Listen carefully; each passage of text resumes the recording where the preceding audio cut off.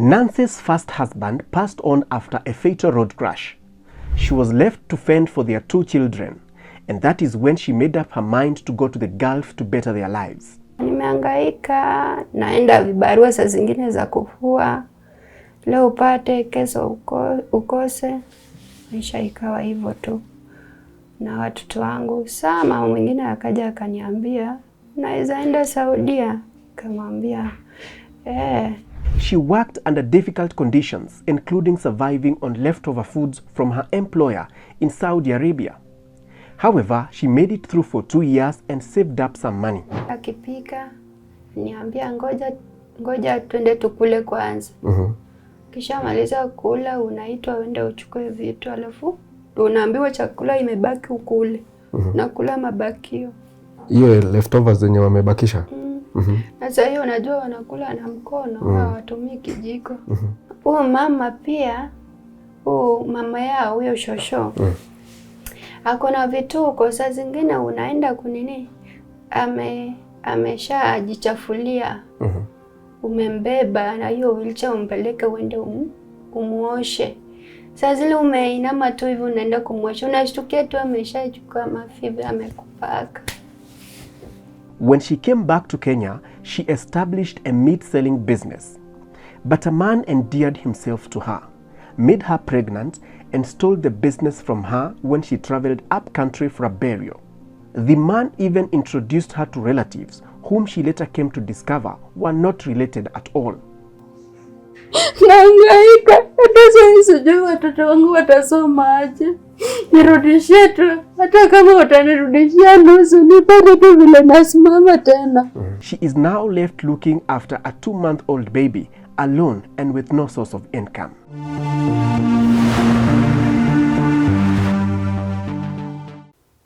Okay, kwa majina naitwa Nancy Aoko. Natoka Homa Bay County. Mali naitwa Suba. Mimi ni mtoto wa pili. Tulizaliwa wawili. Okay, when last born? Mimi ndio last born.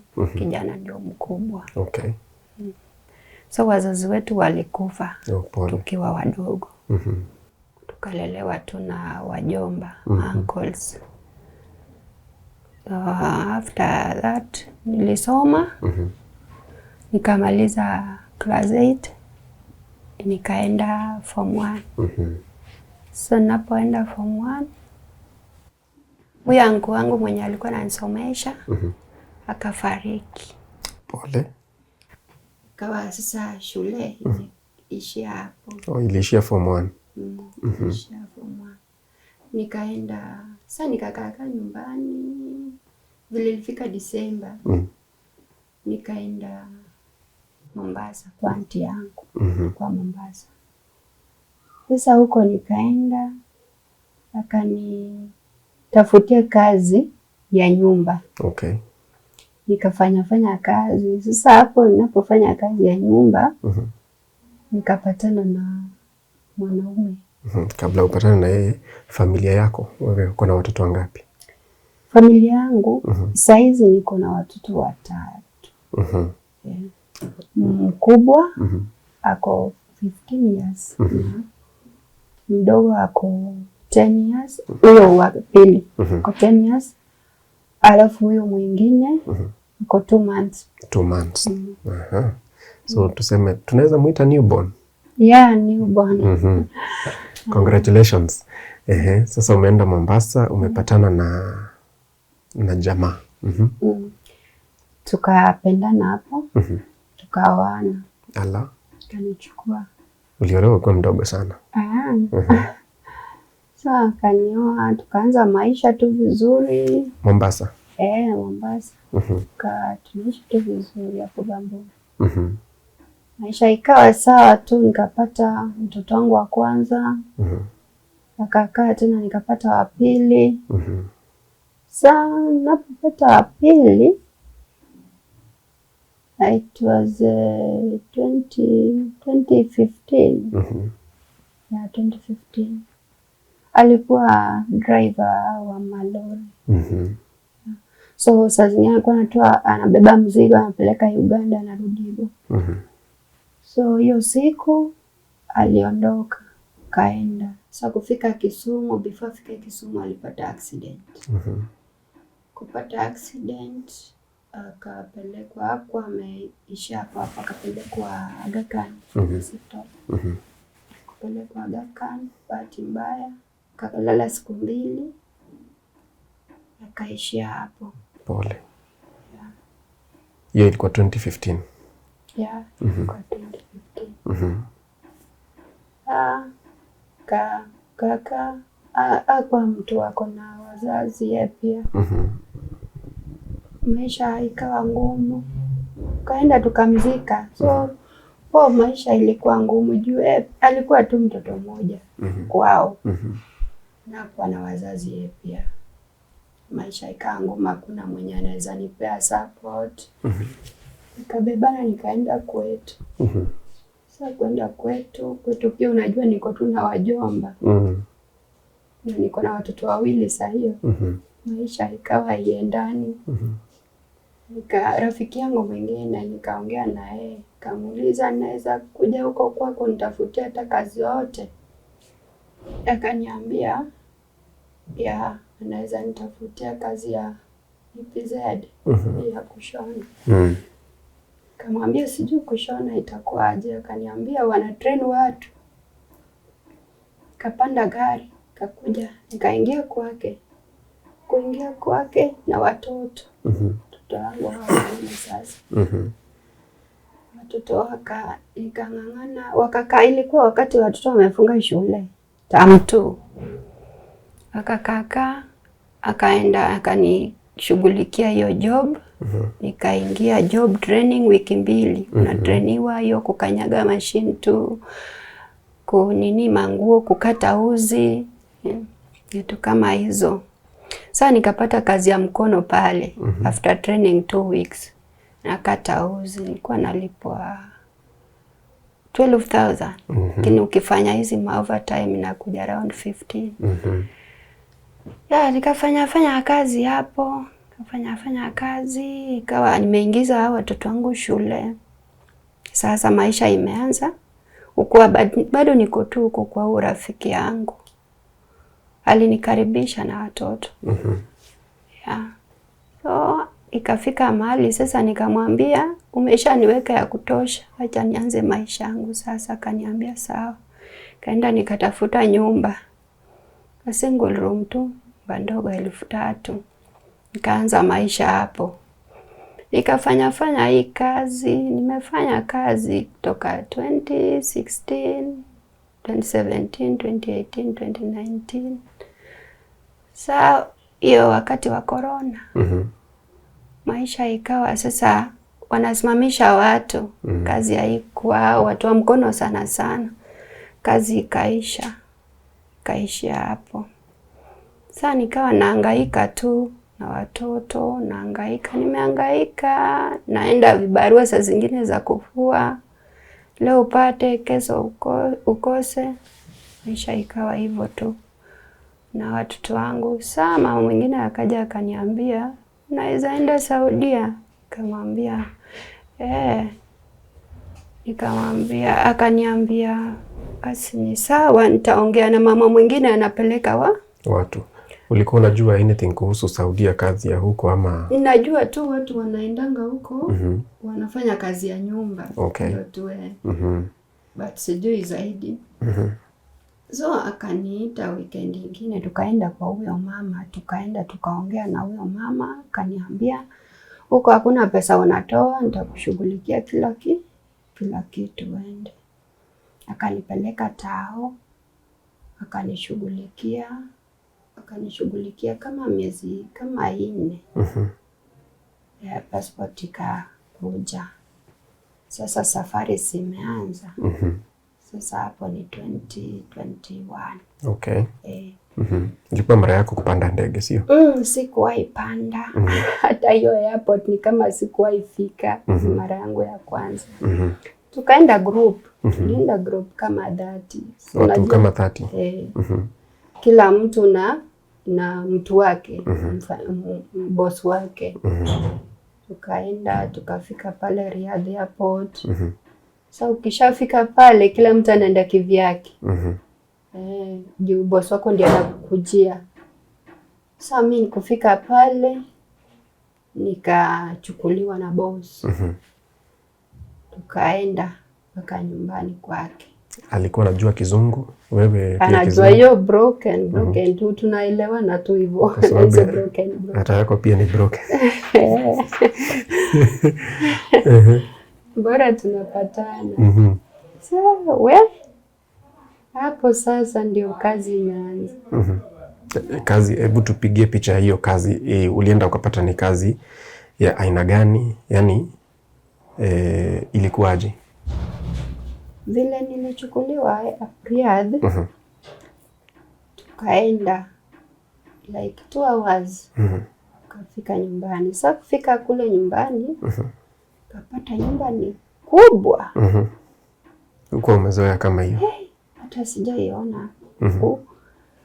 Nyumba kubwa juu chini. Na nyumba ni chafu. Na watoto ni wengi. Walikuwa wangapi? 7. Sasa vile nimeingia, tulikuwa nililand 6 ya asubuhi. Sasa tukafika around saa 3 kwa nyumba. Kufika nafikiria nitaambiwa nipumzike kwanza. Nilipandishwa Tuko juu, nyumba ya mfanyikazi ya Shagala iko juu kabisa. Kaambiwa niweke bag. Before nikaambiwa nimwage hiyo bag yangu. Nilikuwa nimebeba hapo chini sitting room. Wakaangalia, wanakagua kama nimebeba kitu mbaya. Haya, sasa akaniambia nirudishe, nikarudisha hizo manguo kwa bag. Akaniambia nifuate, nikamfuata hadi hapo kwa stairs hapo juu. Akaniambia hii ndio room yako, weka bag yako hapa. Akaniletea manguo. Alikuwa amebeba manguo tukipanda juu uniform. Akaniambia uniform ndio hii, badilisha nguo, ingia uoge, badilisha nguo, alafu teremke ukuje uanze usafi. Na nimechoka. Nikafanya tu hivyo. Vile ameniongelesha, karudi tu chini. Sasa mimi nikaingia hapo kwa bathroom, nikashawa, nikateremka chini, nikabadilisha hizo manguo, nikateremka chini. So kuteremka chini, akaniita jikoni. Akaniambia nitengeneze strong tea. Nikatengeneza strong tea hapo. Akanipea na samuli hizo snacks mbili. Nikakunywa. Sasa kukunywa akaniletea vacuum. Akaniambia vacuum hapo sitting room, then uende kwa room ya mama nini ananionyesha. Nika vacuum yote hapo chini kamaliza. Kumaliza akaniita tena akanionyesha mali anaweka vitu za kuosha nyumba sasa. Hizo mob nini, sabuni mali ziko. Akanionyesha. Nikaendea. Nikaanza usafi. Nilisafisha hiyo nyumba. Nikimaliza nikaenda jikoni, vyombo zimejaa hivi kwa sink. Nikasafisha vyombo. Tambo nimaliza hii kazi yote kitu saa 9. Nimechoka. Kumbe bado maroom ziko juu. Zinakungojea. Ningojea. Watoto hawakuwa wamenini. Walikuwa wameamka, wengine hawakuwa wameamka. Akaniambia ukishamaliza enda kwa room za juu, room za watoto. Kapanda huko juu, kasafisha, kamaliza. Sasa kulala. Tukafanya kazi nikamaliza. Sasa tangu nimalize usiku imekuwa imeingia. Katoka sasa kurudi. Wakarudi na chakula, akaniambia tunapika. Tambo nimalize kazi ilikuwa kitu saa 5 ikielekea saa 6 ya usiku. Nimechoka. Hadi kukula imenishinda. Akaniambia niende nilale. So hiyo siku nimeenda tu nikalala. Akaniambia kulala nilale, alafu niamke saa 3. Nimeenda nikalala. Asubuhi nikaamka. Sasa asubuhi nikiamka, sasa nilikuwa nishaonyeshwa kazi jana. Mimi nikaamka tu hiyo saa 3 na kufanya shughuli zangu. Hivyo sasa vile before nimalize akaamka saa 5. Akaniambia ati mama ameamka. Kuja umweke diaper. Kashangaa kwani kazi yangu juu contract ilikuwa nasema kazi ya usafi tu. Nimekuaje tena? Sasa mimi nikafikiria tu labda namsaidia. Nikaenda kupata kimama kikubwa hapo mnono kweli. Nikambadilisha, nikambeba kwanza kwa wheelchair. Ni mzito, unabeba hivyo mweke kwa wheelchair. Umuingize hapo bathroom, umuoshe. Ndio kuja umweke diaper. Na saa hizo unavaa gloves? Yeah, okay. Unavaa gloves. Haya, sasa mimi nikambadilisha tu. Nikamwacha anakula. Hata hiyo kukula alikuwa anakula tu vitu nyepesi tu kama uji nini, viazi sagwa. Nikamlisha tu hivyo na kijiko hivyo. Kashiba. Alikuwa anaongea kwa umbali. Sauti ilikuwa mbali. Na anaongea tu hiyo lugha yao. Sasa unatumia tu akili. Ajue Kiswahili naongea Kiarabu. Akashiba. Nishamweka diaper. Kwa hiyo nimeondoka, nimeenda kazi zangu tena ya usafi. Nikapanda juu niende nifanye usafi. So ikifika time ya lunch, akaniita nikuja nimkatie vitunguu. Akuja hapo jikoni nikamkatia hizo vitu. So by the time nilikuwa namkatia, akaniambia mimi ndio nitakuwa napika. We kazi yako ni usafi na kuangalia mama. Kamwambia kuangalia mama, ati mama tabani, mama ni mgonjwa. Lazima muangalie vizuri. Nikanyamaza tu. Kamwambia ni sawa. Akapika. Tukakula, nikaosha vyombo hivyo. So vile ilifika usiku, baba akaja akaniweka chini. Nikaitwa. Ati baba anakuita. Nikawapata hapo kwa majlis sitting room wamekaa. Napenda kukaa chini hapo hivyo kwa carpet. Akaniambia ati nataka uangalie mamangu vizuri. Mimi nikamuuliza na hiyo haiko kwa contract. Mimi niliambiwa ni usafi tu. Sio caregiver tena. Akaniambia hapa kwangu hakuna kazi mingi na nimesha kununua. Itabidi tu umefanya kazi ya mama pia. Anakununua? Ati ameninunua miaka 2. Sasa imebidi tu nifanye kazi ya mama na kazi ya usafi. Ati hapo kwake hakuna kazi mingi. Na ukiona nyumba ni kubwa. Kasema labda huyo mama ni mzito. Umeshajileta, kuna vile utarudi. Hapo wakati pia hawako wamenipea net. Yaani wifi. Okay, au internet. Wameniwekea. Sasa mimi niko tu kwa giza, kupiga simu ni shida. Line ya huko sijanunuliwa. Asiwezi hata tafuta watu wa ofisi. Sipewi net. Sijui password. Sasa mimi nikafanya tu kazi hivyo. Unabeba huyo mama na nakwambia nikienda kulala huko. Nimechoka, inaniuma. Naganda tu na nini. Nikienda kwa room yangu na jinyoosha tu na Nairobi hivi. Inaniuma. Kazi ndio hiyo na kungoja ya usafi. Miezi kama 2 hivi. Nilikuwa nishaanza kuzoea sasa. Unazoea lakini inabidi uzoee. Okay. Jua una otherwise. Sasa after 3 months ndio wakaninunulia line. Wakanipea hadi password. Yani wakaniwekea net sasa. Wifi. Kaanza kuongea na watu wa kwetu. Watoto wangu, kumbuka watoto nilikuwa nimeacha kwa brother yangu. Sasa brother yangu pia ana wasiwasi, kumbe anaendanga kwa ule mama alikupeleka. Alinipeleka. Anamuuliza juu sipatikani. Juu hii line yetu kama ina credit tukipiga iwezi ingia. So mshahara naye nilikuwa napewa. Hiyo siwezi danganya. Unaweka wapi? Sasa nikaweka mshahara.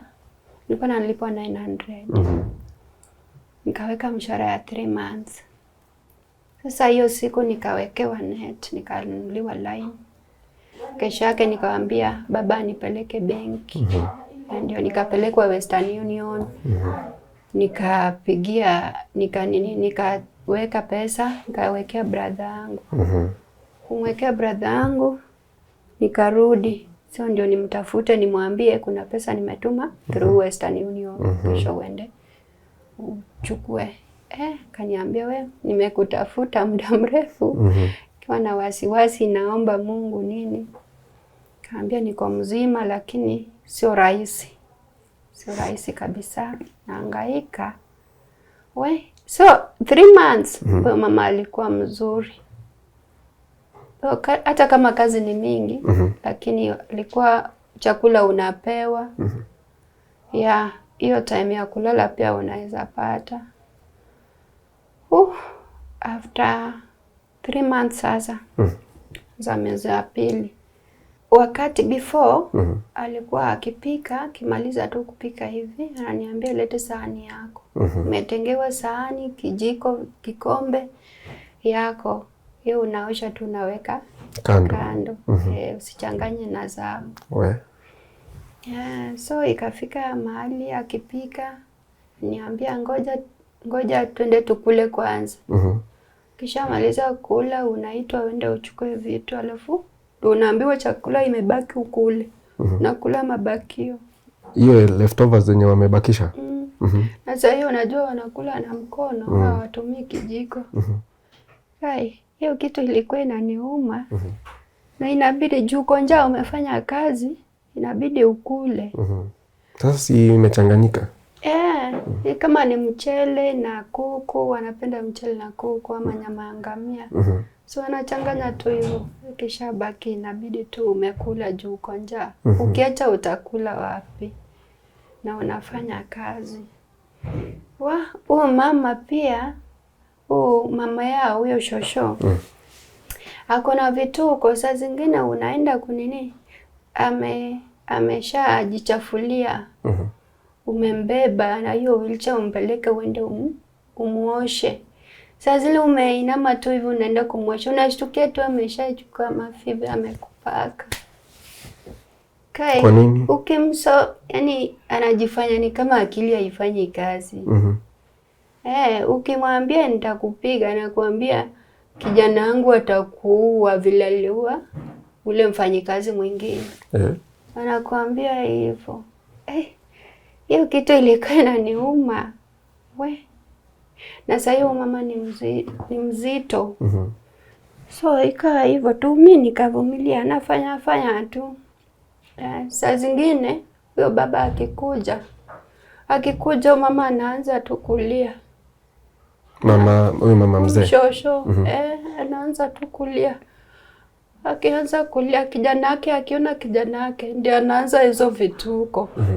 Akiulizwa unalia nini mama? Anasema Shagala amempiga. Wewe sasa? Wacha mbaba siku ingine akaanza kunipiga. Alinipiga. Kuja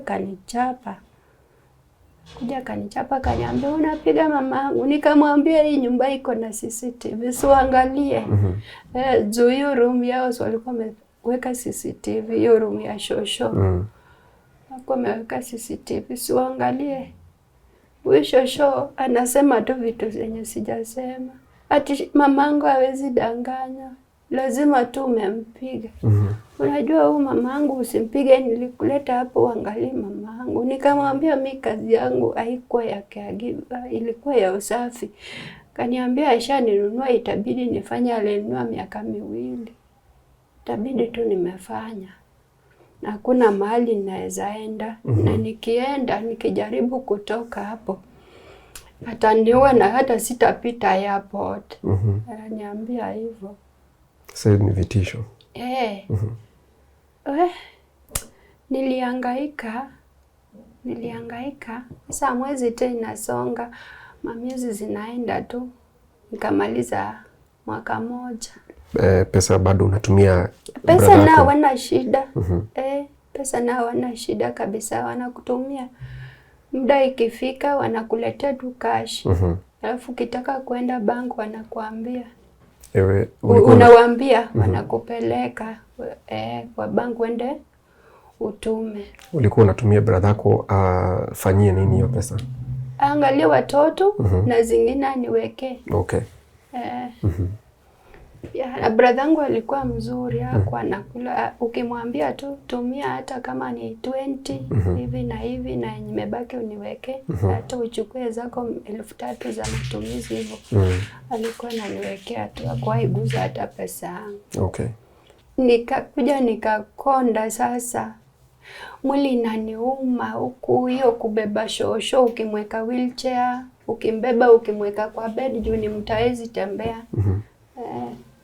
Ako tu kuongea anaongea, lakini vitu zenye anaongea pia usipotega masikio vizuri usikii. Maisha ikawa tu hivyo hivyo. Nampea hadi madawa, hizo madawa zake. Kawa hivyo. Sasa siku ingine tukaanza hiyo, wakati niliwekewa wifi. Sasa nikawa natafutana na Wakenya wenzangu. Wenye wako huko. Tunaweza chat kwa Facebook, saa zingine kwa WhatsApp, kama unajua namba ya mtu hivyo. Kawa tunaongea, nawaambia challenges zenye napata huku kwangu. Huyo mama tena, huyo baba ananitishia maisha, ananiambia nikijaribu kutoka ataniua. Mama yake ananiambia, huyo shosha ananiambia ati nitauliwa vile aliua ule mfanyikazi mwingine. Sasa mimi sielewi.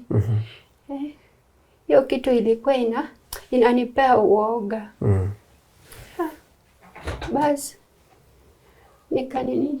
rafiki yangu Mkenya mwingine, msichana mwingine akaniambia, hapo naye unajua ukianza kuitishiwa maisha hivyo, wewe unaweza isha. Unaweza mkatu asubuhi upate watu wamekunyonga. Huyo shosha akikufa hivyo. Sasa ukiongea na wewe anakupea advice, ukiongea na yule anakupea advice nyingine. Wewe jaribu tu vile unaweza toka hapo. Mimi pia nimeshachoka. Chakula unapewa mabakio, kupigwa unapigwa. Mateso imekuwa mingi, kazi unafanya overwork, unalala saa 7, kula unalala saa 7 saa 8. Naamka saa 3. Na kwa contract imeandikwa unalala 9 hours. Ama 8 hours. Aya, siku ingine nikawa mgonjwa. Niligonjeka. Nikawa mgonjwa, naumwa na kifua, kichwa inaniuma. Sasa nikaambia huyo mama sisikii poa. Kaniambia nikunywe Panadol. Nikakunywa Panadol. Unajua huko ukiwa mgonjwa unapewa tu Panadol. Sio rahisi wa kupeleka hospitali. Nikamaliza siku kama 4. Siku ya 4 nilikuwa nimelemewa kabisa. Juu nikiwa mgonjwa na bado unaambiwa uangalie shosho, bado unaambiwa ufanye kazi. Haya, siku ya 4 nikamwambia, nikalala tu. Nilikuwa nataka wanipeleke hospitali, walinitafutia ikama ni ID ya huko. Huwezi enda usibila hiyo ikama. Sasa nilikuwa nayo, nao ndio wako nayo na passport yangu wako nayo. Nikaambia wanipeleke hospitali. Akaniambia hakuna hospitali. Hakuna hospitali unaenda. Wewe ukiwa mgonjwa kunywa tu Panadol. Sasa ikawa naumwa kabisa, nikasema leo hata kama ni aje sitaamka hapa watu wanipeleke hospitali. Ikafika saa 5. Mama nasikia ananiita nikiwa juu. Ananiita, Nancy. Nimenyamaza tu. Nataka akuje anipate nimelala, nimwambie nimelemewa anipeleke hospitali. Akaniita tu hapo akachoka. Kufika saa 7 baba karudi. Akawaambia mama bado hajaoshwa, hajabadilishiwa diaper, vyombo ndio hii nyumba ni chafu na Shagala bado amelala tu. Acha baba pande huko juu na kelele. Nakwambia nilitandikwa. Nilitandikwa hiyo siku. Na wewe ni mgonjwa? Sorry. Sikupelekwa hosi. Alinipiga hadi mkono wangu. Sijui ilikuwa aje. Juu alikuwa akinichapa nifanya hivi. Nikamwambia please usiniue. Acha tu nitafanya kazi. Nikaanza, nikatoka huko juu. Kaenda. Nikafanya tu usafi. Bado ukiwa mgonjwa? Sasa hizo unaweza kufanya kazi kweli? Ngangana tu. Kaambia. Sasa nikafanya tu kazi. Nikafanya kazi. Nafanya tu kazi pole pole. Mama akaniambia ati wacha tu huyo mama mwenye nyumba sasa. Wacha tu leo ndio nitabadilisha shosho. Ufanye tu safi. Hiyo siku alinisaidia. Sasa kunisaidia. Kafika baba akatoka kitu around 6 akaniambia nirudi tu nipumzike, ataongea na baba. Kesho wanipeleke hospitali. So waliona umelemewa kabisa? Haya. Asubuhi ikafika. Akakuja akaniita, akanipeleka hospitali. Kaenda nikatibiwa, nikapewa madawa. Nilienda tu nikapewa nilipimwa. Ilikuwa tu malaria na kifua pia. Kifua ilikuwa inaniuma. Wakanipea tu hizo madawa kunidunga shindano. Kanileta nyumbani. Sasa kunileta nyumbani, unafika tu hivi. Huyu mama anaanza kukuambia, si sasa unasikia vizuri. Fanya tu kazi. Fanya tu kazi. Na sasa hiyo ndio umetoka hospitali. Haya, sasa mimi nafanya tu kazi pole pole tu. Usiku nikasema hapa itabidi sasa nimetoka. Sasa ilikuwa sasa 1 year na 1 month. Sasa mimi nikaanza kujipanga. Ile pesa yangu nilikuwa nimepewa last month. Sijatumia. Ulianza kujipanga namna gani? Sasa nataka vile naweza toroka. Sasa imenishinda, hata nikikumbuka bado nimebaki na 1 year tena. Na yote nimepitia. Nikaanza kujipanga. Sasa nimeweka pesa, nikaongea na hao Wakenya wako nje.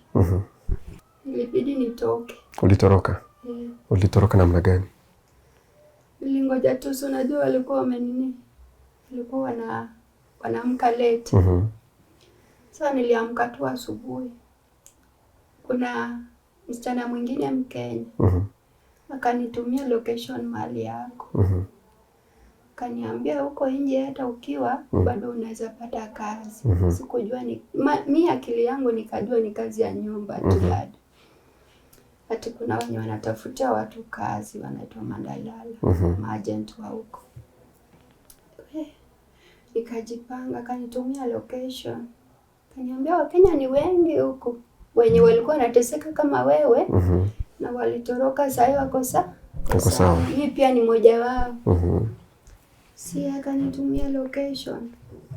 Mimi nikatafuta taxi. Taxi unajua ukipita tu ukitoka tu nje unaweza simama tu hapo kwa barabara dakika kidogo upate taxi. Kisha ingia ndio unampea location na kupeleka mahali unaenda. Lakini ni dakika kidogo tu, ujue ukikaa like 10 minutes sasa kari anaweza kuja kupati.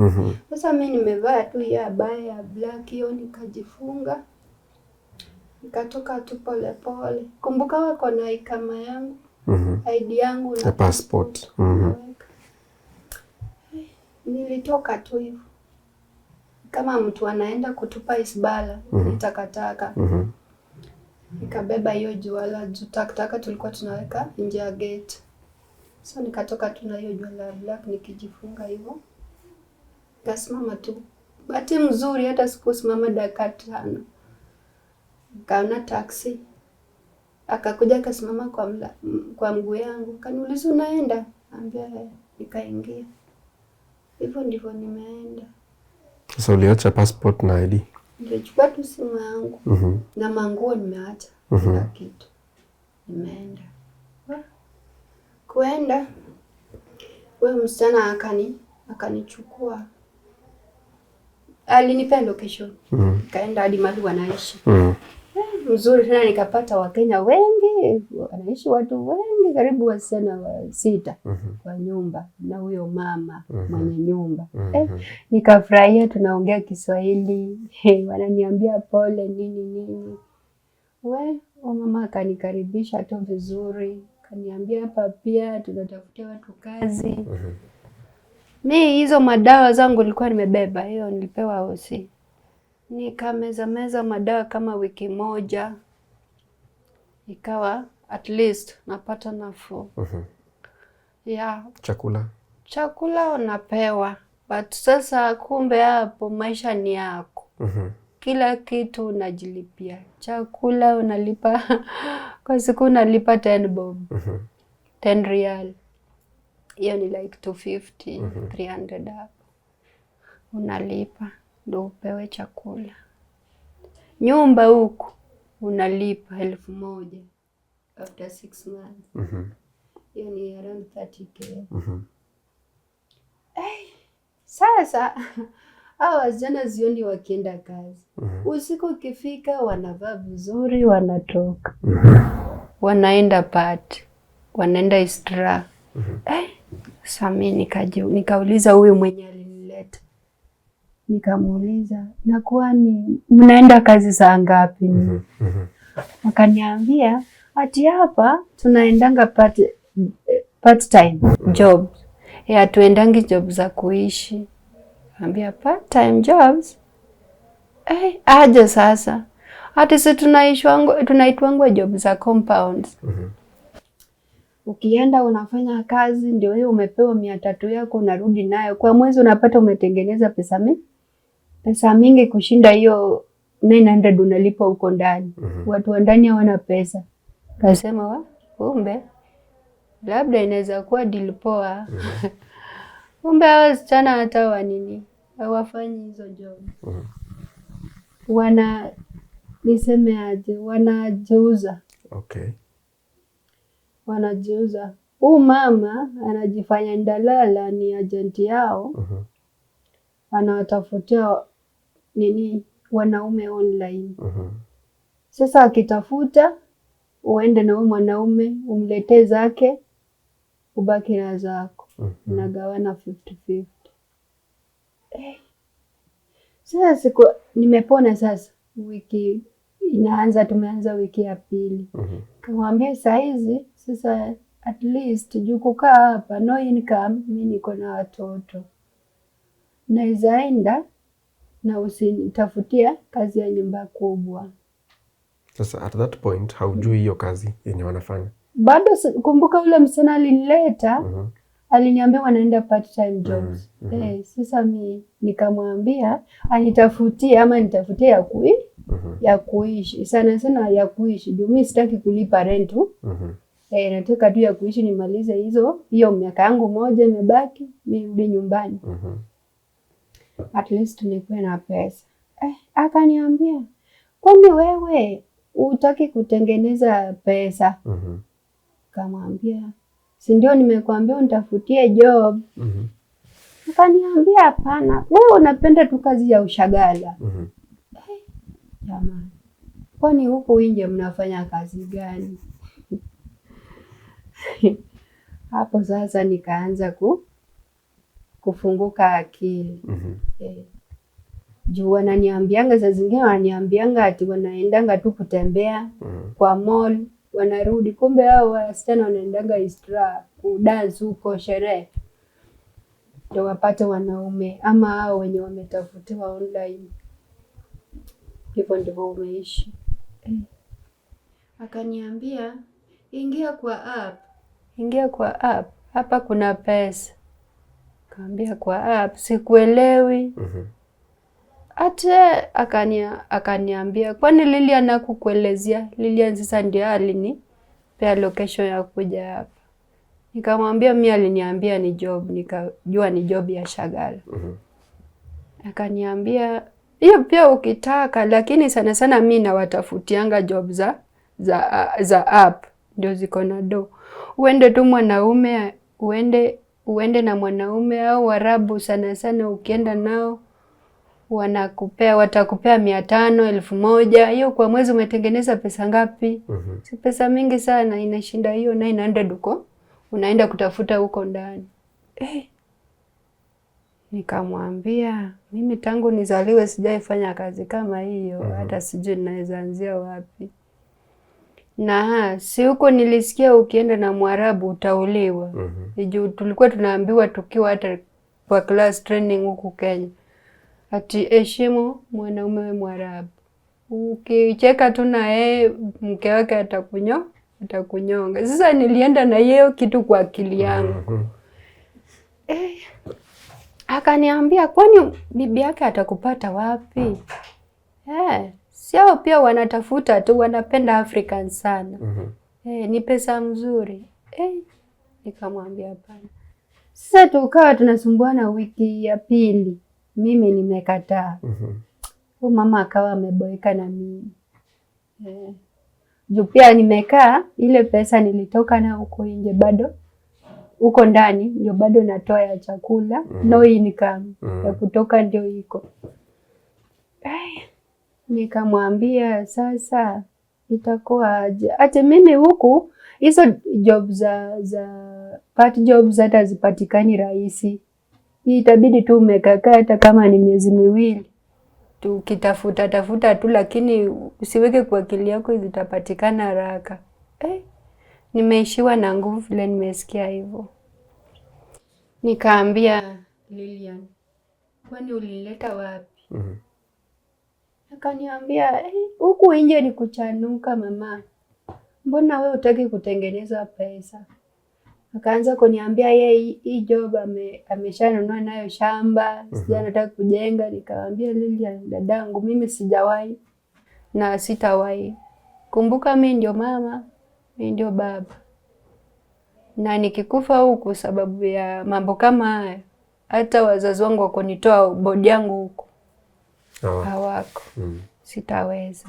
Wewe nitafuta tu vile unaweza nitafutia job ile nilitoka ndani nikijua nakuja kufanya. Ya nyumba hiyo ya ushagala ndio nataka hiyo. Nikakaa akaniambia basi. Sasa nitapigia ndalala mwingine anatapelekanga watu job kama hizo. Huu wetu utakaa tu hapa atafutangi hizo. Nikamwambia sasa kila wakati na mkumbusha, akampigia, alikuwa kabila yake. Akakoroga huyo mama akamwambia anipeleke usiku. Akanipeleka, tukachukua taksi tukaenda sasa kwa ndalala mwingine. Sasa huyo naye anatafutia wafanyikazi lakini wa nyumba. Wa nyumba. Nikaenda. Sasa nikaenda tu nikalala hiyo usiku. Kesho yake usiku nikapata mteja. Akanichukua, kaenda kufanya kazi. Huko nilikaa, unajua huko mtu anaweza kuchukua, sasa huyo hakununui permanent, na kuchukua tu uende mfanyie kama miezi 2, 3 unaweza rudi. Ama kama anakupenda tu utafanya tu mpaka vile wewe mwenyewe uchoke. Nikaenda nikafanya kazi huko. Nilifanya mama alinipenda, nikafanya kazi. Sasa ilifika walikuwa naenda vacation. Akaniambia miezi 5. Ulifanya miezi 5? Miezi 5. Nikarudi, akaniambia sasa utarudi, tukitoka vacation tutakuchukua tena. Nikarudi nyumbani kule kwa ule ndalala, ule agent. Nikakaa kwa huyo mama. Sasa kufika huyo mama akaniambia nilipe rent. Juu hapo kwake sasa ndio naishi. Nilipe rent hata kama naenda job, lakini hapo kwake ndio nitarudi juu yeye anatafutia kazi. But kule ninapoenda kwa huyo mama, hapo mali nilimaliza miezi 5, alikuwa mzuri. Hakuwa ananitesa, nyumba pia ilikuwa tu ya chini tu, haikuwa juu chini. Na watoto wake walikuwa tu wakubwa, ni mama tu mkubwa. So kaa tunaenda tu, akienda kwao tunaenda, tukirudi hivyo watoto wake walikuwa watu wakubwa. Ikawa at least nimepumua. Nikakaa hapo 5 months. Wile walienda vacation na mimi nikarudi huko. Sasa kurudi huku nikakaa, ikawa kazi imekuwa sio rahisi kupatikana. Nilikaa around 3 weeks kwa nyumba ya mama. Nikapata tena, akanitafutia job tena. Huko mahali nilikuwa nafanya, nilikuwa nalipwa 2,000. Hao watu wengi wanalipa juu. Kwa nalipwa 2,000 sana, save tu pesa yangu ikinini, namwambia unatumia brother yako. Natumia brother yangu. Nikarudi. Akanitafutia ingine after 3 weeks kukaa. Akanitafutia ingine tena. Hii ingine ilikuwa nalipwa 1,700. Kuangalia mtoto, baba na mama anaenda kazi. Nilikuwa naangalia watoto 2. Lakini upigwi. Niko sawa. Tangu nitoke kwa contract, hizi za nje napata ziko sawa. Okay. Naangalia mtoto mdogo na mwenye ameanza kwenda shule, walikuwa 2. Ndio wachanga bado. So mama anaenda job, baba anaenda job. Mimi ndio nabaki na watoto. Hapo nikafanya. Sasa chenye nilitoa pale, huyo mama walikuwa watu wanapenda kupigana. Hawana amani, kila wakati tumebebana tunaenda kwao. Wakisha bwana akimfuata huko tunarudi. Sasa tunahama tukienda tukirudi. Ikawa imenishinda hii maneno. Hapa nimekaa 3 months. Sasa siku za kurudi miaka 2 inaelekea kuisha. Inaelekea kuisha. Sasa vile nilitoka pale, nikaambia mama, nikapigia brother yangu simu. Kaambia unajua, sasa hapo ndio nikamwambia. Unajua mimi nilitoka kwa contract. Ikawa hivi na hivi, lakini hapa nje maisha ni yangu. Ni yangu tu. Sasa vile alisikia hivyo akaniambia rudi nyumbani. Kuja tu, pesa zako nimekuwekea at least. Very nice brother. Unaweza fanya something kule watoto. Ikabidi sasa huko unajipeleka deportation. Jua unapaswa, huwezi enda embassy. Una chochote, maisha ni yako huko. Nikaambia huyo mama unipeleke deportation. Nikamuuliza huku watu wanaenda nyumbani aje? Akaniambia, unataka kwenda nyumbani? Nikamwambia hata leo. Akaniambia unachukua tu taxi anakupeleka kwa deportation. Na ukipata ndege, kama utapata ndege iko karibu kuja utaenda haraka. Kama utapata yenye ndio imeanza kunini, utakaa kama wiki 2 ama masiku. Deportation ulikaa? Deportation nilienda nikakaa wiki 1. Nilijipeleka tu. Nikaenda tu kwa mall nikanunua manguo zangu 1 2 3 na bag. Akaniitia mtu wa taxi huyo mama. Nilimaliza wiki 1 deportation. Ndege yetu ikafika. Ulikuwa na bahati sana. Tukakuja na Ethiopia. Na tukafika from Ethiopia ndio tukapanda kuja Kenya. Tumefika. Sasa nikafika kwa brother yangu. Kanikaribisha. Kapata tu watoto wako hivyo, wako sawa. But uko weak. Mwili haiko vile ulitoka huku. Nasikia. Ikawa nikakaa nikauliza brother yangu, pesa yangu umeweka ati? Kesho yake tukaenda kwa bank. Alikuwa amekuwekea pesa ngapi? Alikuwa ameniwekea 320. That's a good brother. Alikuwa ameniwekea 320. Sasa hii pesa akaniambia weka tu chini ufikirie chenye unaweza fanya. Uko na watoto ili hii pesa ikuje kukusaidia. Juna we mwenyewe unajua chenye umepitia huko. Nikamwambia mimi na akili yangu na ningependa kufanya kazi ya hotel, nifungue biashara butchery and hotel. Akaniambia hiyo ni poa, idea poa. Biashara ya chakula lazima watu wakule kila siku. Kabisa. Hiyo ni poa. So ikawa tumeshughulika, tukaenda Bama, tukaulizia kwanza mambo ya nyama. Tukaelezewa vizuri vile iko. Sasa tunarudi, tunaanza sasa kutafuta pahali location. mahali tutaweka hiyo job. Tukatafuta ndio tukapata huko pipeline. Nyumba mzuri tu, kwa tunalipa 8K. Nikatafuta kijana mwenye anaweza ni shughulikia. Unajua nyama inataka wanaume sana. So yeye huwa anauza nyama na mimi pia napika hii nyama, tunapika. Na ugali bado nauza. Ikawa sasa hapo kwa kazi yangu. Ilipika. Ili pole tu ikawa inashika pole. Unajua biashara hauwezi anza tu mara moja. But ilianza tu pole. Kwa siku lazima tungeuza. Every day tunauza. Huwezi toka bure. Tunauza hivyo mpaka ikafika, yani tunauza imeshika kabisa. Saa hapo kwa kazi ikiwa miezi kama 2 hivi. Nikapatana mwanaume. Hapo tu kazini. Hapo tu kazini. So tukaanza kuzoeana tu. Tukazoeana tu.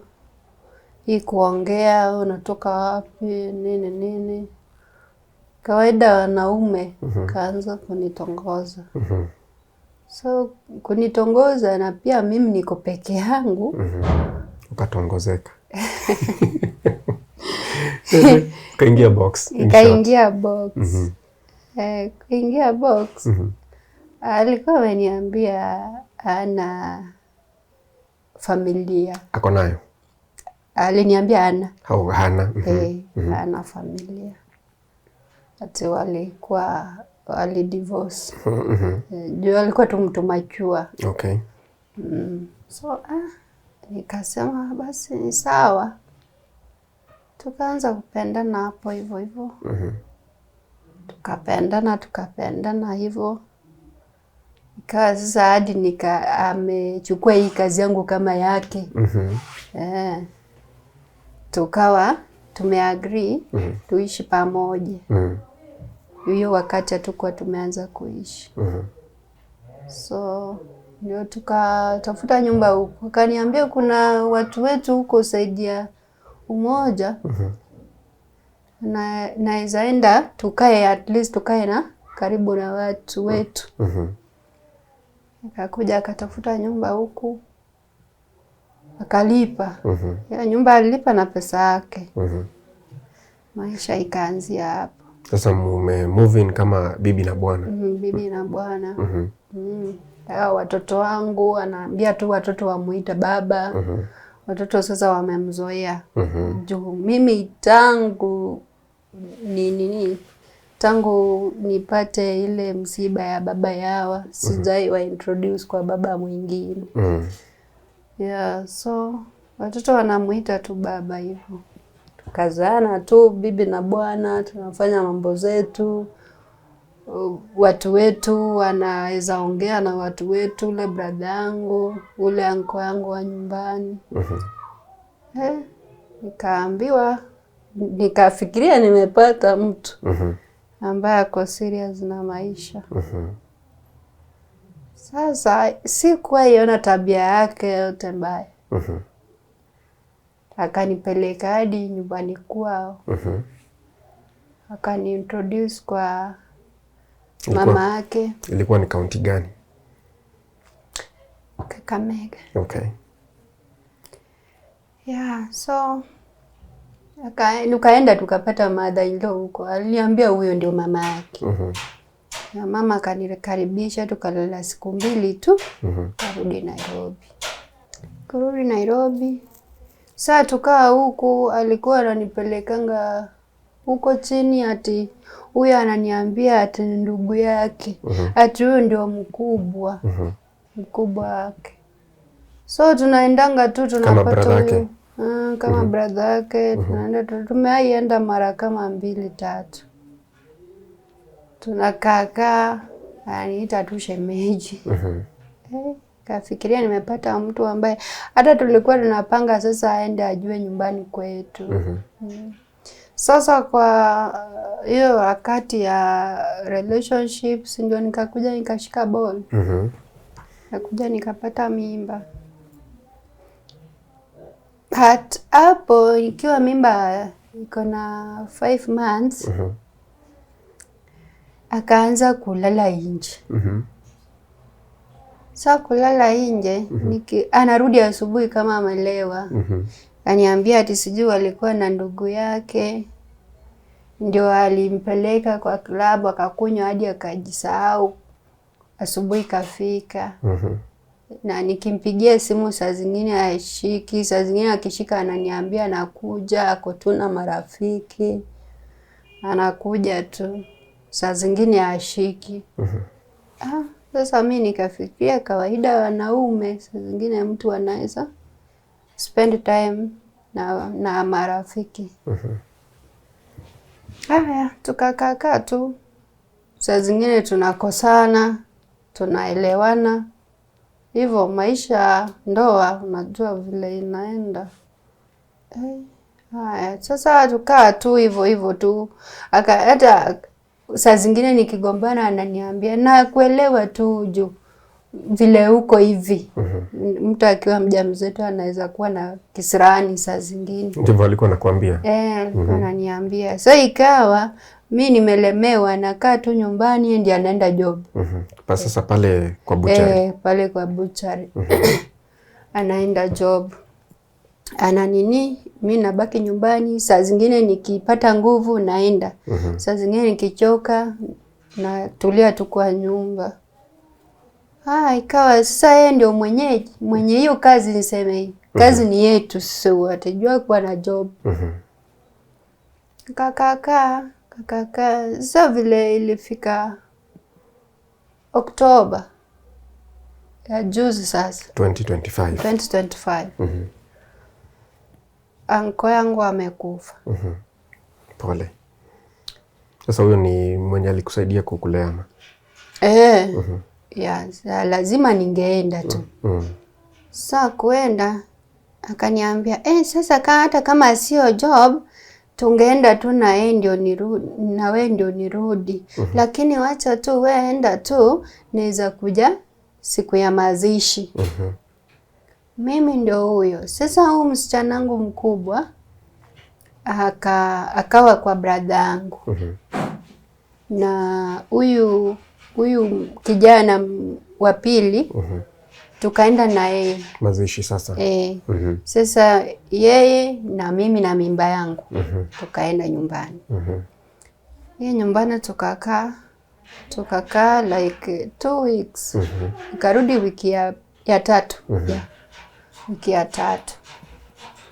Saa tukawa tunaongea tu vizuri, ananiambia job iko sawa. Pesa za kazi ndio kwa amebeba. Hizo hata savings zetu tulikuwa tumesave kwa hiyo line. Tunaweka kwa mshwari ama hiyo fixed. Tulikuwa tunaweka tu. Za kazi tunaacha hapa kwa M-Pesa hivyo. Akienda nayo tao, akifanya oda ya nyama. Tukawa tunaongea, ananiambia ako sawa. Ako sawa tu. Sasa siku ya mazishi, kama kesho yake sasa mazishi, kamuuliza, ulisema unakuja? Ati unajua siwezi acha kazi hivyo. Sasa hata mazishi ni kitu iko, matanga ni kitu iko.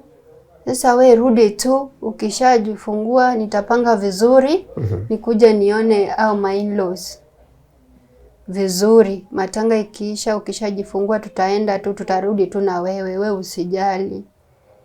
Mimi nikamwambia basi ni sawa. But kumbuka nikitoka huko aliniambia lazima atanifuata. Sasa hapo amegeuka. Kaambia ni sawa tu. Sisi tukazika, nikakaa nyumbani, basi ndio hiyo nimefunga safari ya kurudi. Sasa kurudi nikamwambia mimi kesho narudi Nairobi. Akaniambia uko na fare? Kaambia kuna pesa nilikuwa nimebaki nayo usijali. Ndio hivyo. Mimi nimefunga safari ya kurudi Nairobi. Sasa hii asubuhi nimempigia simu. Asubuhi yenye na travel sasa. Jioni yake. Jioni pande gari usiku nifike huku asubuhi. Nikimtafuta asubuhi akawa mteja. Nikasema huyu ama simu ilisha moto, stima imepotea huko. Nikasimu tu mimi nikashughulika tu. Tukaondoka jioni, tukaenda tukapanda gari. Kupanda gari, kuja vile tulifika nalo gari imesimama. Nikapiga tena. Simu ikawa mteja. Nikapiga after kama 20 minutes nikaona amefungua. Kufungua nikapiga immediately. Ikaitana kushika, nikapiga tena. Ikaingia. Akashika. Sasa kushika kawa kwenye kelele. Nikamuuliza, kwani uko wapi hapo? Ati kuna shughuli nilikuwa nimeenda huku Tao. But ngoja tu nitakupigia. Mimi nikajua atanipigia kupiga. Sasa kufika asubuhi saa 10, gari ilifika huku around 5. Saa 10 nampigia simu nimwambie tunaelekea Tao utukujie. Juu kuna vitu nilikuwa nimebeba pia. Sasa asingeweza kujibeba nazo kulingana na vile niko. Akaniambia napiga simu haingii. Napiga simu jamani mbona hii simu haingii? Nikafika Tao nikajishughulisha tu, nikatafuta mtu wa mkoko akanibebesha mpaka kwa gari za kukuja nyumbani. Kufika napata tu mlango imerudishwa tu. Hajalokiwa. Hakuwa amefunga. Kwa hivyo wako ndani. Na lock. Hakuwa amefunga na kufuli yani. Amerudisha tu hiyo chabi hivi. Sasa nikafikiria amelala. Kwenda huko kwa bedroom. Na anamuita hapa. Hakuna mtu. Nimewasha taa namuita. Kupita bedroom hakuna mtu. Hakuna mtu ndani. Nikasema tu, nikaambia tu mtoto, utaoga ama utaenda tu ulale. Ati mimi nitalala nitaoga kama nimeamka. Enda ulale. Mimi nikaingia kwa bafu juu ya uchovu nioge na niende nilale. Nikaoga. Sasa sijakumbuka, yani sijafikiria chochote. Sasa after kutoka kuoga, kwenda kwa draw nitafute nguo ya kuvaa.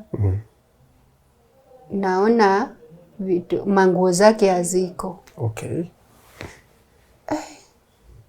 Nikashtuka kufungua hiyo draw nyingine hakuna. Kuangalia mali tunawekanga viatu hakuna. Zake sasa. Kuangalia suitcase hakuna. Suitcase 2. Paka yangu hakuna. Nikaanza kutetemeka. Kwani mwizi ameingia na huu mwizi ameingia tu. Anaiba tu nguo za mzee. Nguo za mzee. Kupiga simu yake haingii. Kunaendaje huko? Kupiga haingii. Sasa hadi ule uchovu na usingizi imeisha. Saa hiyo. Silikuwa sasa around inaelekea saa 1. Nimepanda tu gari. Nikaenda mpaka job. Sasa kufika job napata pia mlango imerudishwa tu. Haijalokiwa bado. Haijalokiwa. Na kuna kila kitu. Tueleze, hakuna kila kitu unamaanisha nini? Hakuna hiyo freezer ya kuweka nyama. Hakuna hizo vitu za kazi, hizo masufuria tulikuwa tunapikia. Nyama yenyewe hakuna. Yaani nyumba imebaki tu na hizo nini? Hiyo meza, ni tulikuwa na meza 2. Hapo mahali tulikuwa napika watu wanakulia. Na hizo vitu za plastic 5. Ndio ziko hapa. Ai. Kunaendaje hapa? Simaka kumbuka ingi. Sasa nikapigia huyo mwenye nyumba. Nikamuuliza, ulikuja huku kwetu? Akaniambia ati hakukuja, but mzee si aliniambia mnahama. Nikamwambia, alikuambia hii maneno lini? Akaniambia like 1 week imeisha. Aliniambia mnahama. Juu hapo kulikuwa na security. So wezi ama tu hivyo. Angeulizwa unahama aje. So that's why alikumbuka labda kuambia huyo landlord. Akaniambia, mimi alinipigia simu akaniambia mnahamisha kazi. Zaidi hapo mimi sijui. Sasa kupiga simu waingi. Nikapiga hiyo simu. Sasa kufika around saa 5. Kaona amefungua hiyo simu. Anafungua kidogo anazima, anafungua anazima. Sasa nikamtumia message, nikamuuliza uko wapi? Mbona sikuelewi? Umehamisha kazi, uko wapi? Na umehama sababu gani? Na hii situation yangu, kwani tulikuwa tumekosana? Akakaa. Naona tu ukienda kupiga ameshazima. Ukienda kunini ameshazima. Sasa baadaye kufika usiku nilikaa hapo. Yaani nimekosa hadi nguvu ya kurudi sasa nyumbani. Nimekaa nikilia hapo.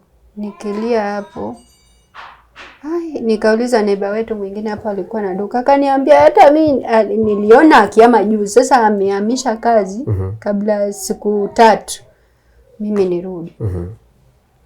Akaniambia niliona akihamisha kazi, lakini sasa kulingana vile huko siku kushughulika kutafuta juu, hata siku kujange job sana. Hadi nikamuuliza kwani umeshajifungua? Akaniambia ulienda safari but unafanya nini? But mnahamisha kazi, mmepata place poa. Jamani. Nansi nilikosa nguvu ya kurudi nyumbani. Hebu tuambie, ulikuwa umeweka stock, hiyo kazi ulikuwa umeiweka na kiasi gani cha pesa? Around 170. 170,000. 170k. Akafagia kila kitu. Akafagia kila kitu. Kila kitu. Aliniachia tu meza na viti. Ulienda polisi kuripoti? Sikuenda. Juu nilifikiria maybe atarudi. Unaona? Nilifikiria maybe atarudi. So ikawa anafungua tu simu, anazima. Hiyo mwezi wa 10 yote. Vile ilifika mwezi wa 11, sasa akawa mteja kabisa. Hapatikani.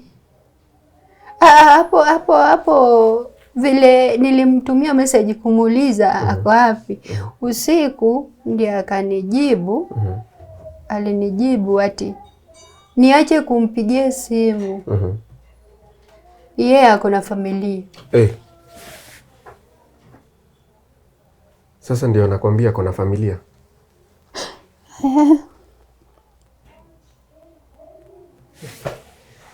Pole Nancy.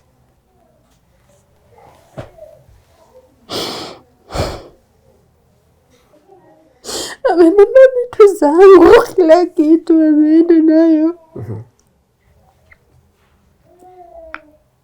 Sasa hiyo anajua niko mjamzito. Na si alikuwa amekupeleka kwao? Mamake nikimpigia simu ananiambia hata yeye hampati kwa simu, ati nikimpata nimwambie. Asa nikaenda kwa ule brother yake kabla sijajifungua. Nikamwambia brother yako amehamisha kazi yangu na ametoroka kwangu. Alinitumia message kuniambia yeye ako na familia. Ako wapi? Akaniambia ati hawakuwa related sana. Ala. Hapo brother yake? Alinijibu tu hivyo. Ati hawakuwa related sana, ati wa mbali tu. Sasa yeye vile alimpeleka kama brother yake, angefanya nini? Na tulishapendana. Aliniambia hivyo. Nikamuuliza nakupigianga? Kaniambia hata yeye hampati kwa simu. Sasa yeye hajui. Nikamuuliza na alikuwa na mwanamke? Jumi aliniambianga hizo siku zote tukiishi na yeye alikuwa ananiambia walikuwa wamedivorce. Akaniambia ati yeye hata yeye bibi mwenye anajua walikuwa wameachana. Sasa kama alikuwa na mwingine hajui, but mwenye alikuwa anajua wenye walizaa naye waliachana. Sasa yeye zaidi ya hapo hajui. Alinijibu hivyo. So hii mwezi wa 11 akawa simu haingii hadi wa leo. Kipiga hiyo simu haingii. Ile ilifika mwezi wa 11 ndio nikajifungua. Yaani alifagia kazi yako kama uko mjamzito ukienda kujifungua? So ulijifungua kama hayuko, ulikuwa umejisevia kitu kama pesa? Hii line yangu ingine hii yenye natumia ilikuwa na pesa. Sasa kama 20,000 hivi. Kwa nimejiweka. Hiyo hata tulikuwa tumeweka tu. Ationi nikijifungua utasaidia upande wa hospitali. So ukajifungua? Sasa nilienda tu. Hata huyu jirani yangu huyu tulikuwa tunaishi na yeye huko, anamjua vizuri sana. Ndio nilimpigia simu usiku. Nilianza kuumwa usiku. Kanipeleka hospitali nyingine huko Kayo. Nilikuwa naenda clinic. Nikalipa bill. Kakaa huko siku 3. Kalipa bill, karudi kwa nyumba. Sasa nimebaki sina chochote. Sina chochote. Niko tu hivi, niko na mtoto mdogo kwa mkono. Yako na miezi 2. Nimemwona huyu. Sasa umekuwa ukiishi namna gani Nancy? Maisha sio rahisi. Hizo pesa zenye nilikuwa nimesave. Ndio huko hiyo nyumba yenye tulikuwa tumekaa ilikuwa bei ya juu. Sasa vile mwezi iliisha, nikahama. Ndio nikarudi kwa hii. Sasa hizo pesa yenye nilikuwa ndio nimekuwa nikikula. Na huyu neiba wangu pia amekuwa akinisaidia upande wa chakula. Saa zingine tukikosa ni hivyo.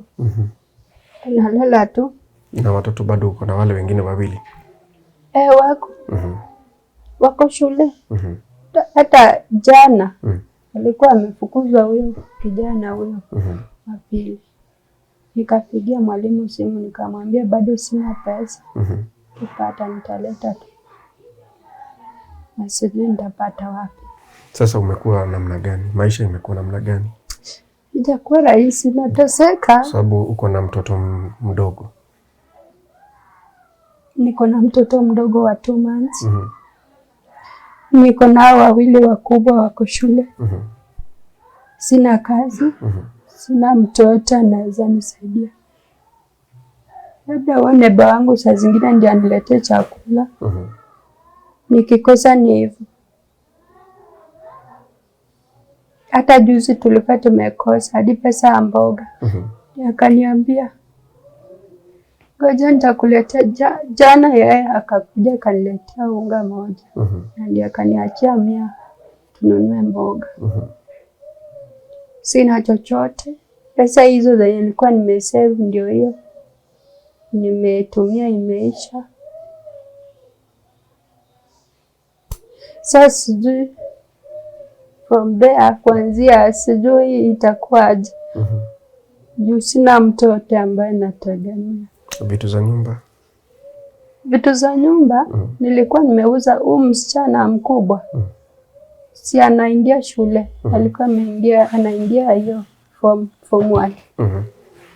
Sasa ilibidi nikauza fridge ilikuwa kwa jikoni. Na TV pia nikauza. Yeah. Ndio ingia shule. Na kitanda yao. Kazi wanalala wapi? Chini. Ndio pale mattress tumeweka tu chini. Ndio yangu. Alikuwa ameitwa shule. Singekaa naye. Haya, kama huyo mtu hangeiba hiyo kazi yako, maisha ingekuwa tofauti namna gani? Maisha ingekuwa mzuri. Juu hiyo pesa, hiyo kazi yangu ndio nilikuwa nalipa nayo biashara, nyumba ya biashara, nyumba ya kazi, nyumba mwenye tunaishi. Naye pia alikuwa na kazi. Alikuwa anasema yeye amesomea hii marketing. Lakini mara mingi tulikuanga naye tu hapo kwa hiyo kazi yangu. Sasa hiyo kazi ndio ilikuwa nalipa bill zetu. Inalipa nyumba 2 na tunakula. Tunalipa school. So kwa saa hii sijui nitaanzia wapi. Mimi mwenyewe sijui, niko na mtoto mdogo. Sijui nitaanzia wapi, sijielewi. Siwezi enda nitafute kazi juu niko na mtoto mdogo wa miezi 2. Hao wengine wananitegemea. Sijui nitaanzia wapi. Anzia hapa. Peana nambari yako ya simu kwa mtazamaji wetu aweze kuwasiliana na wewe, ajue mtasaidianaje. Namba yangu ni 07 2340 2017. Umeregister kama nani? Nancy Aoko Omuto. Nancy Aoko Omuto. Haya, wakati watakupigia simu, manake najua watakupigia simu, ni kazi ya aina gani ambayo unaweza fanya, tuseme kama biashara hivi? Hiyo tu kazi yenye nilikuwa nafanya. Nilikuwa naona ilikuwa inalipa, ikishashika inaweza lipa bill zako. Juu hiyo kazi ndio nilikuwa naishi nayo. Na kama sio hiyo, naweza fungua hata salon.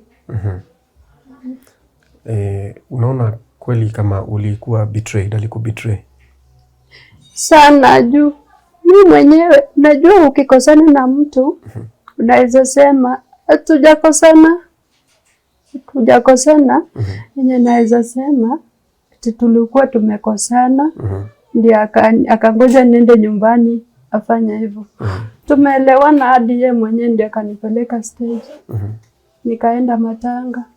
Tukawa tunaongea mpaka dakika ya mwisho. Sasa akijua nakuja ndio hiyo. Kumbe yeye alikuwa shapanga. All along ilikuwa plan yake. Ni kama naweza sema hivyo. Na hawa watu walikuintroduce kwa hao kama relatives, mamake na huyu brother yake, walikuwa fake kama walikuwa watu wa ukweli? Ni kama walikuwa watu fake. Juu kama mamake hata saa hizi, kitambo alikuwa tunaweza ongea tupige hata story.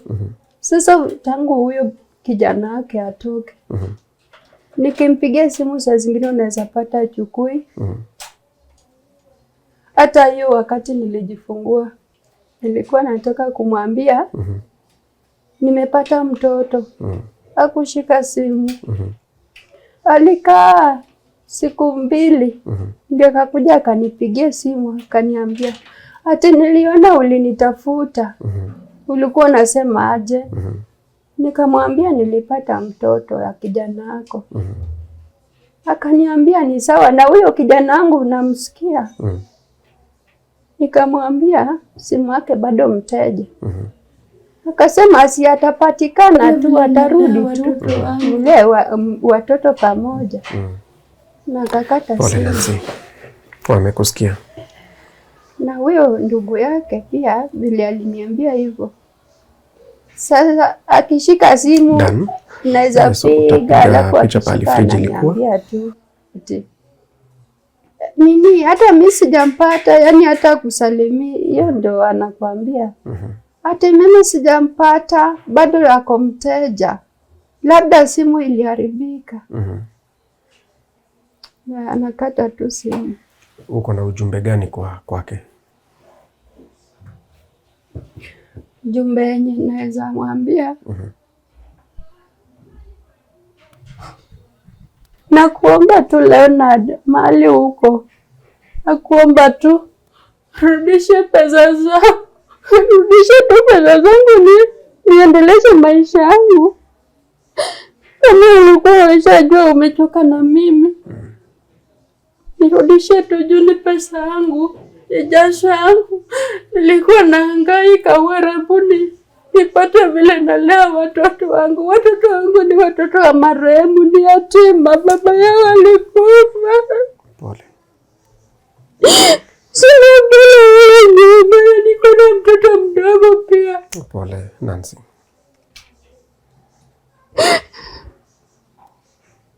Nahangaika, hata sasa sijui watoto wangu watasoma aje. Nirudishie tu, hata kama utanirudishia nusu, nipate tu vile nasimama tena. Nipate vile nalea watoto wangu. Nakuomba unirudishie tu pesa zangu. Sijakukosea, tulikuwa tunaishi tu vizuri. Pole Nancy. Lakini Tuko family imefika hapa leo. Pole sana kwa yote uliopitia. Lakini nakwambia kwamba maisha itabadilika. Vile tumeketi tukazungumza, wameelewa yale umepitia. Uchungu wote wameusikia na watatembea na wewe. Kwa hivyo usitie shaka. Sawa sawa. Jipe nguvu, story itabadilika. Ukiona tumefika hapa, story itabadilika. Siku nyingine utatuita utuambie tukuje sasa tuone kazi ambayo umefungua, si ndio? Yes. Tuko family, those are tears of a mother, of pain. A lady who worked so hard and in difficult circumstances in the Gulf, only for somebody to take advantage of her and her vulnerability. Let's work with this family, with her. She has a newborn and no one to turn to for help apart from you and myself. She had planned it all well until that tragedy struck. Let's work with Nancy. That's my plea. Let's wipe her tears. My name is Kingori Wangeshi and this has been my story right here on Tuko. Thank you so much for watching. Let's stand with Nancy.